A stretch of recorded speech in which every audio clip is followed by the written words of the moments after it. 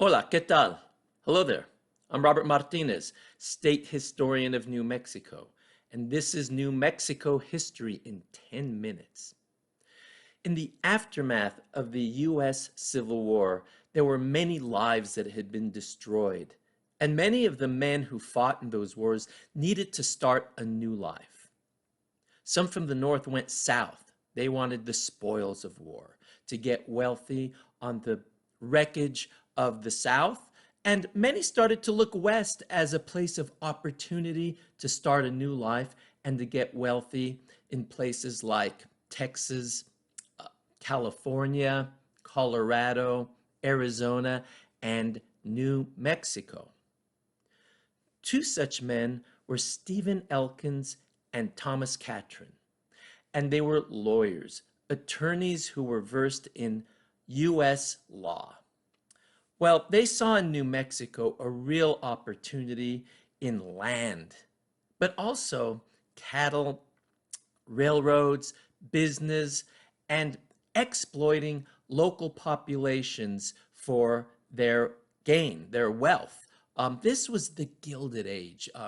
Mark Twain had summed it up by writing something like, this is a time to get wealthy, and if you need to get wealthy, do it dishonestly. But if you have to, do it honestly. This attitude was brought to New Mexico by people like Elkins and Catron. And what they wanted to do was start a system where they could use the local political machinery to build their wealth and their power. So this started a movement of political and economic corruption in New Mexico's state government. This was the territorial period in the 1870s and 1880s. Now, they weren't the only ones who were doing this. There were many land speculators, attorneys, businessmen, politicians who were coming from back east to New Mexico to start a new life and to build uh, estates for themselves. So, what you start to see happening is this exploitation of land grants that had been established and given in the Spanish period and then in the Mexican period. So, one of the main land grants that is the center of this movement is the Maxwell Land Grant. It's a huge land grant that, after some political corruption and political favors that are being done for people like Catron and Elkins, starts to establish a huge amassing of land that stretched from southern New Mexico all the way up into what is now Colorado. This group of men, who are mainly white Anglos from back east, but also included a few local Hispano businessmen and merchants, comes to be known as the Santa Fe Ring. The Santa Fe Ring is a system of politicians and businessmen and farmers, ranchers who look at the railroad, at ranching, cattle, and land as a way of acquiring power. And it's done at the expense of the poorer people of New Mexico, the Hispanos, and the Native American people. Contracts are handed out in a very unethical way to certain businessmen to provide beef and vegetables for Apache, Native Americans, and other Native groups. And sometimes these goods were not delivered, or what was delivered was rotten and inedible. So these are examples of some of the things that were going on. Also, the acquiring of Hispano land grants through legal maneuvers that were quite different from what the local population were accustomed to under Spanish law and then Mexican law. So this leads to major acquisitions of land and wealth in a small group of people's hands, and a lot of stress and tension in local communities. Now, we need to understand that not everyone was on board. There would be tensions, especially in places like Colfax County and Lincoln County. For example, let's look at Lincoln County, where there will be eventually the Lincoln County War that will figure in New Mexico lore and history for decades to come, even centuries. This comes about because of a monopoly established by some of the businessmen who did dealings with the Santa Fe Ring, two Irish immigrants by the names of Lawrence Murphy and James Dolan. They establish a monopoly of land and goods in Lincoln County. And this system that they have in place is challenged by a British immigrant by the name of John Tunstall. This is a classic Irish versus British conflict played out on New Mexico soil.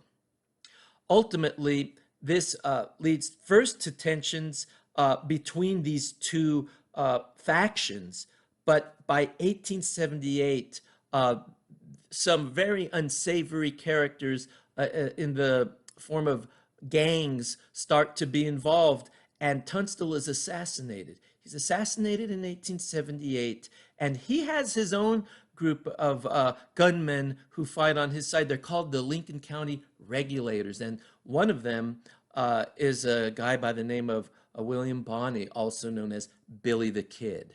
So this is one of the situations that really brings into focus the conflict, not just between Hispanos and white Anglo settlers in New Mexico, but even between settlers from back east vying for political and economic authority. Now, this Santa Fe Ring, which has infiltrated the Republican Party in New Mexico and the state government, is very powerful, and its influence extends throughout the state. One of the things that ultimately will happen is that the Santa Fe Ring will be challenged by other settlers from back east, but also local Hispanos and other groups who want to challenge this corruption. Now, let's take a moment to think about this. Some of the dysfunction that we see in New Mexico state government in the 20th century can be traced back, well, first to Spanish times, when you had governors appointed by the viceroy in Mexico City. And usually these were men from Spain. And it was almost part of the system that they had to come here and build their wealth on the back. They had to come here and build their wealth on the backs of this system of Spanish governors appointed by the viceroy in Mexico City included an aspect of building their wealth on the backs of local native peoples and mixed blood Hispano settlers. And there was corruption involved in that system, favors, who you knew, politicians, both local and from the outside. So there's that aspect of Spanish local government in New Mexico that endures. And then it continues to a certain extent into the Mexican period, where military men were assigned to New Mexico to impose taxes and to also acquire wealth locally. But we also have to look at this system of corruption brought by the Americans, because it's not just Catron and Elkins that are doing this all on their own. They're very aware of local law and how to manipulate the local legal system to their advantage to acquire land, especially the common lands that were very much a part of Spanish and Mexican land grants, but were not part of British or American land law. So they took these lands, legally and illegally, and established a system that in a way is still with us. We're still having debates and legal wranglings over land grants stretching back centuries. And this system established by the Santa Fe Ring, the system of corruption, is part of the problem, and it's still with us today. So the Spanish, Mexican, and U.S. systems contributed to these corrupt activities by the Santa Fe Ring. The national government had a role to play in it as well, because you had the federal government involved in these legal systems that the Santa Fe Ring members were exploiting and utilizing. The Santa Fe Ring by the 1890s starts to fall apart. Their influence wanes. We'll see later on, I'll talk about the Lincoln County War, and we'll see what happens there and what happens with this guy named Billy the Kid. That's his nickname. But for now, I just want to end this episode with the idea that the Santa Fe Ring ultimately is no longer in existence, but its influence will continue for another 100 years. Thank you. See you next time. Adios. Goodbye.